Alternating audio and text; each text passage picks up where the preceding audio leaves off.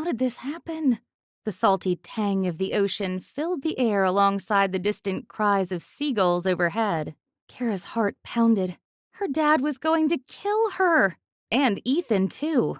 Clutching the thick woolen blanket to her body, Kara leaned over and placed her hand on Ethan's shoulder. "Ethan, wake up!" His eyes fluttered open, then closed again. She shook his shoulder. "We gotta go! My dad's gonna freak when he finds out I didn't come home." What? Ethan's eyes opened again. "We stayed out all night! We fell asleep!" Ethan propped himself up on his elbows and blinked a few times, taking in the secluded beach cove. His eyes crinkled, lips curving into a slow, contented smile as he gazed at Kara. Well, good morning, gorgeous. I suppose we got a little carried away last night, huh? "Very!" Kara nodded rapidly, her eyes wide and her breath coming in short, sharp bursts. She pulled out her phone, but the screen was blank. Dead. "Ethan, what time is it? Can you check your phone?" Ethan patted his pockets, his brow furrowing. About that. It fell in the water last night. We couldn't find it, remember? Kara's eyebrows leaped toward her hairline, her jaw dropping as if unhinged. Her stomach plummeted as the gravity of their situation sank in. "Shoot! We need to grab our things and—" Looks like I'm phone shopping today. Ethan grabbed Kara's hand, pressing a kiss to the back of it. Don't stress, babe. It's still early. We've got time. Before Kara could say anything, Ethan sat up, cupped her face, and met her lips with his, as if nothing else mattered. She kissed him back as if she believed it too. As they parted, lips tingling from the shadow of their kiss, Kara rested her forehead against his. "Ethan, seriously, we really need to get going." All right. He scrubbed his face with his hands. I'm up. He reached over and grabbed his t-shirt from the sand. Dusting it off, he pulled it over his head and let out a yawn. Kara snatched up her bag, sending a spray of fine sand into the air. She shoved the beach towels inside, the damp, gritty fabric rough against her fingers in her frantic rush. "We should have packed up some of this stuff last night," she said, mostly to herself. "Have you seen my shoes?" I don't know. Maybe up near the grass? I think that's where I left mine. Smoothing back his blonde locks, Ethan got to his feet and stretched. Can't believe the sand fleas didn't eat us alive out here. "They should have," Kara said, shaking her head and scowling. "Would have been payback for being so irresponsible." Let's not call it irresponsible. I prefer daring or adventurous. He snaked a hand around her waist, pulling her in for another kiss. "My dad, our boss, he won't see it that way." Kara smiled as she pressed her hands against Ethan's firm chest, pushing him away. "And stop distracting me. We've got to focus." Come on, distracting you is what I do best. He reached for her again, but she stepped away, just missing the path of his outstretched arm, and began gathering more of their things. "Ugh, these sandwiches have been sitting out all night." She grabbed a soggy PB&J half wrapped in a piece of wax paper, then stuffed it into her bag. "Gross." Ethan waved his hand dismissively. No biggie. Who cares about the sandwiches? I'm here for you. Uh-huh. Kara shook her head. "Now come on, help me pack up." Sun's barely up. Ethan grabbed one of the blankets and shook the sand off it. You think your folks are even awake? Kara considered his question for a moment before responding. "Maybe." She grabbed the blanket from his hands and folded it. "But I'd rather not wait to find out. Can you hurry, and don't forget your camera." Kara pointed at the Polaroid camera that Ethan had brought with him, lying on top of the sand. I know.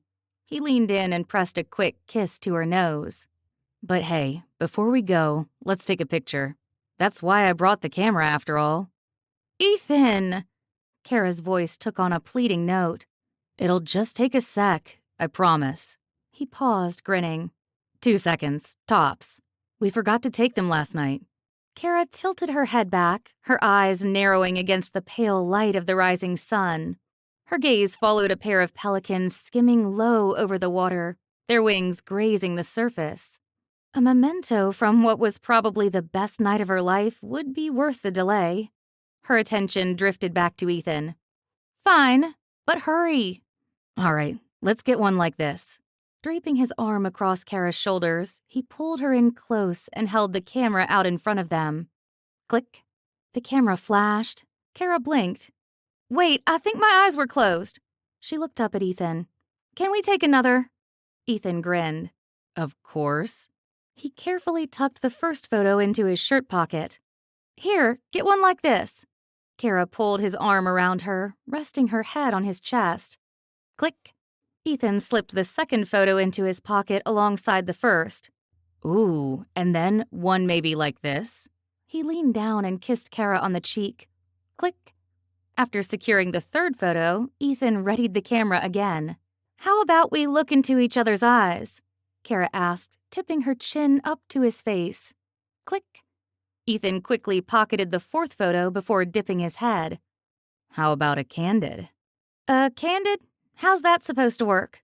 Like this. Ethan reached down and tickled the small of her back. Ah! Kara let out a squeak. You know that's where I'm the most ticklish. He started laughing. I know. Kara giggled as he tickled her again. Click. Kara held up her hand. Okay, that's enough. How many did you get? Ethan carefully set the camera down, then pulled out the Polaroids from his pocket, each in various stages of development. He counted them quickly. 5. Now we have to wait and see how they turned out. Ethan! Chill, it'll just take a sec. Kara crossed her arms, one eyebrow arching high. She stared at Ethan unblinking, her foot creating a soft thump as it tapped against the sand. A second? 2 at the most? He waved the Polaroids back and forth. We have to make sure they come out all right. Don't want to get home and find out they're all duds. Fine, you can wait, but I'm gonna keep packing. Almost there. Ethan held them out. And there we go. See, that didn't take long. Kara dropped her bag and stepped toward Ethan. Let's have a look. Ethan drew her into a side hug, holding the Polaroids out between them. Ah, look at that one. My eyes are closed. Kara pulled it from the stack. But you look cute in it, so I'm keeping it. Ethan smirked. Okay, well then, I'm claiming this one. You look absolutely stunning here. Kara's eyes lingered on the second photo, drinking in every detail. There she was, nestled against Ethan's chest, her long chestnut hair all messed up from the sea breeze. It should have looked awful, but somehow it didn't. The image showed her in a way she rarely saw herself. Carefree, radiant, and undeniably happy. Her usual self-consciousness had vanished, replaced by a girl who seemed to glow from within.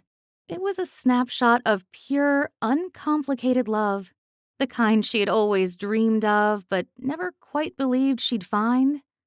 You really think so? Definitely. In my completely honest opinion, you look gorgeous in every single one, even the blinky ones. Kara rolled her eyes. If you say so. Looks like the rest are pretty blurry, though. Yeah, there's always a few duds. It happens. Well, I guess you were right. At least we both got a good one out of it. She picked up her bag and slipped the Polaroid into the side pocket. But now we seriously need to go. All right, let's get you back. Ethan took the bag from Kara's hands and slipped it onto his shoulder. Did we forget anything? Kara glanced around, her eyes scanning the grassy area where they had been. A few stray items caught her attention. A water bottle, a couple of napkins, and some litter that didn't belong to them. She hurriedly picked them up, adding them to the bag. I think we've got everything now. Ethan grinned. Glad one of us has an eye for detail. Always good to leave a place better than we found it, Kara said, smiling as she adjusted her bag. All right, let's go. As they walked back to Ethan's blue Chevy truck and hopped inside, Kara's teeth chewed at her bottom lip. Excuses for her overnight absence spiraled through her mind, each more far-fetched than the last, crumbling under the weight of her dad's inevitable scrutiny. Her heart raced as she pictured the vein throbbing in his temple, his voice booming as he demanded an explanation. And if he ever found out that she had been with Ethan, she shuddered to think of the consequences.